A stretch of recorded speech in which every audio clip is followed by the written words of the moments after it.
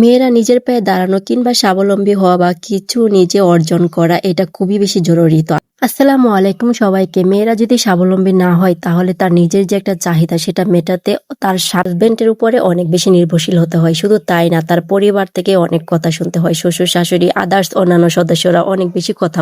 মেয়েরা একটু সাজগোজ পছন্দ করে, ঘরের ফার্নিচার কিনতে পছন্দ করে, নিজের সংসারটাকে নিজের মনের মতো সাজাতে পছন্দ করে। স্বামী স্ত্রী উভয় যদি ডিপেন্ডেন্ট বা নির্ভরশীল হয়, ইনকামের সোর্স যদি ভালো থাকে, তাহলে ওই সংসারে ঝগড়া ঝাঁটি মান অভিমান কোনো কিচ্ছুই থাকে না। এটাই বাস্তব প্রমাণ। আর যদি একজনের উপরে নির্ভরশীল হয় তাহলে কথা কেন, অনেক বিষয়েই ঝামেলা জটিলতা লেগেই থাকে। যাই হোক, অনেক কিছু বললাম, এগুলা কিন্তু একদম বাস্তবিক। কোনো না কোনো মেয়ের সাথে এই ঘটনাগুলা ঘটে থাকে। হয়তো আজ আমার সাথে বা কাল তোমার সাথে, পরশু অন্য একটা মেয়ের সাথে এই ঘটনাগুলো প্রতিনিয়ত ঘটতেই থাকে। তো যাই হোক, আজকে আমি সন্ধ্যায় ছিল আমার নুডলস। তো লম্বা যে নুডলসটা, এই নুডলসটা আমি স্পাইসি করে রান্না করছি যেহেতু ঠান্ডা। আর সেই সাথে আমি আজকে পাঙ্গাস মাছ দিয়ে একটা পাঁচমিশালি সবজি রান্না করবো। সেই সাথে সেখানে থাকবে লতি, কাঁকরোল, আলু। পাঁচমিশালির এই সবজিটা হাতে মেখে করা যায়, যেহেতু মাছটা অনেক বড় সাইজের পাঙ্গাস মাছ দিয়ে রান্না করবো, তার জন্য আমি একটু মশলাটা কষিয়ে নিয়ে মাছটার সাথে কষিয়ে নিব। আর মাছটা হালকা আমি ভেজে নিলাম যেন ফ্রিজের গন্ধটা চলে যায়। মশলাটা কষানো হয়ে গেলে এবার ভাজা মাছটা দিয়ে দিব।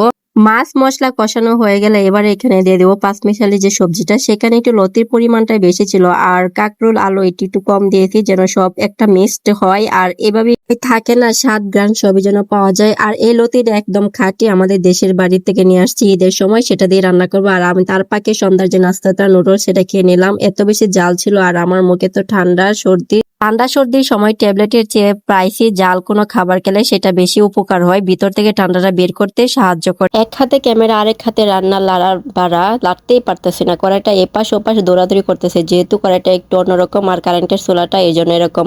চলো না, দারুণ একটা রেসিপি শেয়ার করি সবার সাথে, আর একদম ইউনিক ব্যতিক্রম রেসিপিটা। যেমনই হেলদি তেমনই সুস্বাদু। এই রেসিপিটা দুই জায়গায় বেশি ব্যবহৃত হয়, এক হইছে হসপিটাল আর দ্বিতীয় হইছে বড় বড় 5 স্টার হোটেলে। এই রেসিপির জন্য মাত্র দুইটা ইনগ্রিডিয়েন্টস লাগবে, সেটা হচ্ছে ডিম আর আলু। ডিমটাকে আগে ভেজে নিলাম আর আলুটা হচ্ছে একদম সিদ্ধ। আর সিদ্ধ আলুটাকে মাছ বরাবর 2 ফালি করে এটাকে হলুদ আর লবণ দিয়ে ভালো করে ভেজে নিলাম। আর এই রেসিপির জন্য বাটা মশলা হলে সবচেয়ে ভালো। এখানে রসুন বাটা, পেঁয়াজ বাটা, জিরা বাটা সবগুলো বাটা একসাথে একটু গুলিয়ে দিয়ে দিলাম আলুর সাথে। এবার আলুর সাথে এটাকে কষিয়ে নিতে হবে কাঁচা গন্ধটা যে পর্যন্ত না চলে যায়। তারপরে এখানে দিয়ে দিব হলুদের গুঁড়া, সজের গুঁড়া, স্বাদমতো লবণ, মরিচের গুঁড়া। এবার সবগুলা দিয়ে এটাকে আরো সুন্দর করে 5 মিনিটের মতো কষিয়ে নেব তেলটা উপরে আসা পর্যন্ত। আমরা তো ডিমের রেসিপি নর্মালি অনেকভাবে খেয়ে থাকি, কিন্তু এরকম একটা রেসিপি বাসায় অবশ্যই ট্রাই করে দেখবেন কিরকম রুচি আপনার মুখে ফিরে আসে। কষানো শেষ, এবার এখানে পরিমাণ মতো একটু পানি দিতে হবে। পানিটা একটু বেশি দিতে হবে কারণ আজকে আমি করব ডিম দিয়ে আলু দিয়ে একটা পাতলা ঝোল। আর এই ঝোলটা খেতে এত বেশি মজা, ইয়াম্মি। ঝোলটা যখন সম্পূর্ণ ফুটে টকবক করবে তখন এখানে গোটা গোটা আলু আর কাঁচামরিচ দিয়ে দিব।